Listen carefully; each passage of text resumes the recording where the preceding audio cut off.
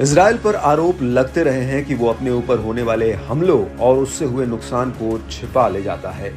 उसके इस काम में अमेरिकी और अन्य पश्चिमी मीडिया उसका साथ देते हैं। उसके दुश्मन हमास और हिजबुल्लाह ने इजराइल की इस होशियारी का तोड़ खोज लिया है। अब ये हथियारों में बेहतरीन ढंग से कैमरे लगाकर इजरायली ठिकानों पर हमला करते हैं। उन हमलों की रिकॉर्डिंग कर ये संगठन बाकायदा वीडियो फुटेज भी जारी करते हैं। दरअसल इजराइल और हमास हिजबुल्लाह के बीच जो युद्ध चल रहा है, इसमें ऐसा नहीं है कि किसी एक का पलड़ा भारी है। यानी इजराइल और हमास हिजबुल्लाह में किसी एक को ये नहीं कहा जा सकता कि ये मजबूत स्थिति में है, क्योंकि इजराइल के साथ भले ही अमेरिका पूरी ताकत के साथ खड़ा है, लेकिन हमास और हिजबुल्लाह भी किसी भी मामले में कमजोर नहीं है। उनके पास एक से बढ़कर एक आधुनिक हथियार है। खुद अमेरिका और इजराइल के सैन्य मामलों के कई जानकार हमास और हिजबुल्लाह के हथियारों की ताकत और क्षमता पर आश्चर्य जता चुके हैं। बात यहाँ फंसती थी कि इजराइल जब हमास और हिजबुल्लाह पर हमले करता है तो उन्हें तो दिखाया जाता है, और कुछ लोगों का तो ये भी कहना है कि कई बार उन हमलों को बढ़ा चढ़ाकर भी दिखाया जाता है। इसके साथ ही इन समूहों की ताकत और क्षमता को भी बहुत छोटा बताया और दिखाया जाता है। वहीं जब हमास और हिजबुल्लाह इजराइल पर बड़ा हमला भी करते हैं तो पहले तो इजराइल उसे छिपाने का प्रयास करता है, और जब छिपा पाना संभव नहीं होता है तो उसकी कोशिश रहती है कि इन हमलों को छोटे हमले की तरह दिखाया जाए, हमले से हुए नुकसान को भी कम दिखाया और बताया जाए। ऐसा करके इजराइल के प्रधानमंत्री बेंजामिन नेतन्याहू अपने मददगार देशों और अपने देश की जनता को बरगलाकर अपने राजनीतिक फायदे के लिए युद्ध को लंबा खींचते जा रहे हैं।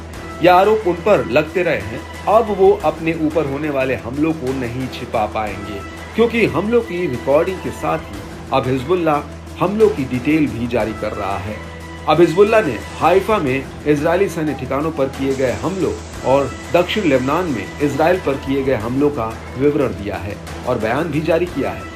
अपने बयान में हिजबुल्लाह ने लेबनान पर इजरायली हमलों का सामना करना जारी रखने की अपनी प्रतिबद्धता पर जोर दिया और इस बात की पुष्टि की कि उसके लड़ाके दुश्मन इजराइल के सैन्य ठिकानों से लेकर उनके सैन्य वाहनों और हथियारों सहित उनके सैनिकों को निशाना बना रहे हैं। हिजबुल्लाह ने कहा कि वो अपने इन ताबड़तोड़ अभियानों के चलते इजरायली कब्जे वाले क्षेत्रों तक पहुंच रहे हैं। आपको थोड़ा सा हाइफा मिसाइल ऑपरेशन की जानकारी दे देते हैं। 16 नवंबर को हिजबुल्लाह ने एक ही ऑपरेशन में हाइफा और कारमिल क्षेत्र में 5 सैन्य ठिकानों को निशाना बनाया था। इनमें स्टेला मैरिस बेस, हाइफा नौसैनिक बेस, हाइफा तकनीकी बेस, नेशर बेस और तीरथ कारमिल बेस हैं।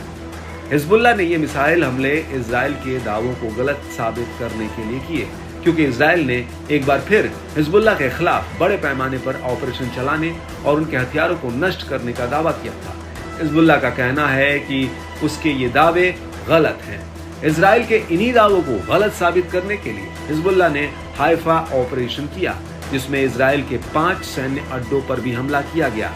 इन हमलों से हिजबुल्लाह ने यह बता दिया कि इजराइल झूठे दावे कर रहा है। अगर इजराइल ने उस पर इतनी बुरी तरह से हमला किया होता तो वो इजराइल पर हमला करने की हिम्मत ना कर पाता।